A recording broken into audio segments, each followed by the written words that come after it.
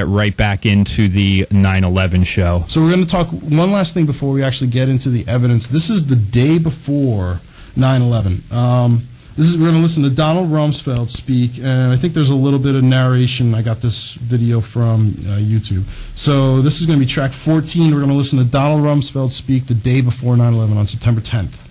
More money for the Pentagon when its own auditors admit the military cannot account for 25% of what it already spends. According to some estimates, we cannot track $2.3 trillion in transactions. $2.3 trillion with a T. That's $8,000 for every man, woman, and child in America. To understand how the Pentagon can lose track of trillions, consider the case of one military accountant who tried to find out what happened to a mere $300 million. We know it's gone, but we don't know what they spent it on. Jim Minery, a former Marine turned whistleblower, is risking his job by speaking out for the first time about the millions he noticed were missing from one defense agency's balance sheets. Minery tried to follow the money trail, even crisscrossing the country looking for records. The director looked at me and he says, "Why do you care about this stuff?" It took me aback, you know. My supervisor asked me why I care about doing a good job. So. Wow. Only a government job. So there you have it. You have Donald Rumsfeld, a guy whose behavior is just so questionable on the day of 9/11. We'll talk about that. Well, we can talk about that right now. But on the day before, he's reporting $2.3 trillion missing.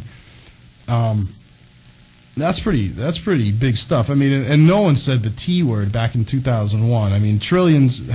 It's been a psyop over the last 10 years that word is now kind of accepted in our news lexicon. But you didn't say the word trillion back in 2000, 2001, and nobody noticed. So 2.3 trillion missing. Rumsfeld just kind of happens to mention it on 9/10, and then 9/11. Have you ever heard about the missing 2.3 trillion again? Yeah, conveniently the next day. Nobody's even thinking about that. Where's the GAO and all of that?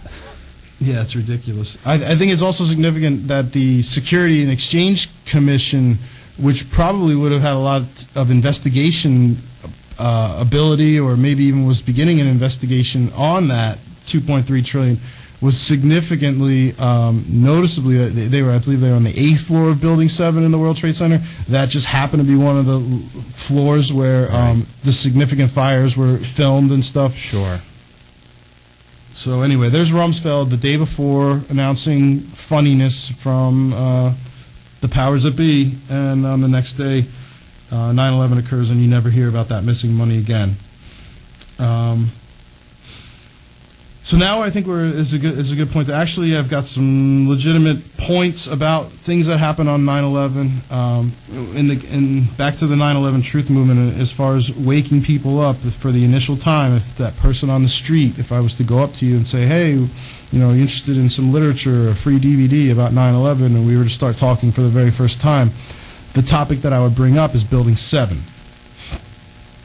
So you're familiar with Building 7, I'm sure. Yeah, absolutely. I think that's the kind of the proverbial 800-pound gorilla sitting in the corner. Yeah. I think if you can show somebody some real quick few facts about Building 7, things become pretty fuzzy about, you know, once you can make one significant question about the 9/11 story, then really that's all it takes. You know, once you see, gee, they didn't even mention Building 7 in the 9/11 Commission report, a 47-story building, a building that would have been the tallest building in, I think, 33 major cities in America. It would have been the tallest building.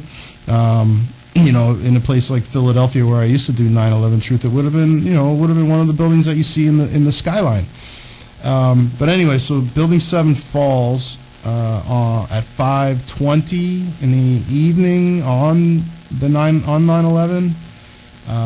It falls in seconds into its own footprint, directly through the path of greatest resistance. You'll notice that all three buildings on 9/11 fall directly through the path of greatest resistance. So, you know, to put that in layman's terms, the upper parts of the building, or in case of Building 7, whatever floors you want to say are the damaged ones, those floors become compromised and twisted and melted and burned and such, and those broken floors start to fall, and instead of sloughing off to the either side of the intact floors below, it actually falls through all these intact floors, smashing them into dust as they collapse.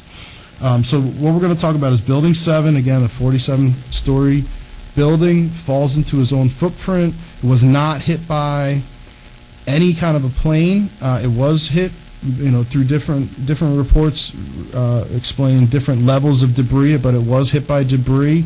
It did have some, significant fires throughout different floors. One side of the building was obscured by smoke, so it's hard to tell just how much damage was on that side of the building. But nonetheless, in the 9/11 Truth Movement, I'm not really caring if I can wake a person up about Building 7. I don't really care if they don't think it's, if they still think it's possible, if we walk away and they still think it's possible that Building 7 could have fallen apart, I'm okay with that, as long as they realize that it couldn't have fallen the way it did.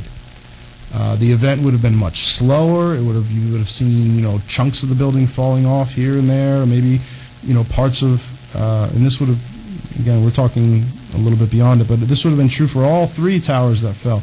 You would not see them falling through where all of the bolts and steel girders and concrete were still intact. You would see that sort of smashing and falling off to all the different sides of it. And yeah, in none of the buildings, especially in Building 7, do you see any kind of symmetrical fire or damage or anything going on across the entire building. And that's especially true in Building 7, where you just saw various small fires burning in different parts of the building. So to think that the whole building could fall down symmetrically at once like that. Right, that every bolt spontaneously bursts or becomes compromised and they all snap at once, it's a pretty preposterous theory. That's sort of where you get someone and you say, okay, you really think the official story, all right, you really are going to go out that far on a limb and say those bolts and all that metal and welds and concrete poured and rebar, steel and everything, it all just at one, in seconds, it was just not just falling apart. We don't have a pile of steel girders and chunks of concrete at the bottom of any of these towers. What do we have is just pure dust. An implosion. Mm-hmm. And there's also, in all the research that I've done, I have not managed to find anything with any weight saying how those fires even started. Right. And we just said it was pretty odd that the Security Exchange building, there's so many significant offices in Building 7. The Office of Emergency Management was in there. I believe the Secret Service may have had some offices in there. There was intelligence offices in there. There was emergency offices in there. There were all kinds of important government agencies located in that building. Important government documents were lost on that day, never to be recovered. But before we go on and on and on about Building 7, let's listen to the building owner. This is track 3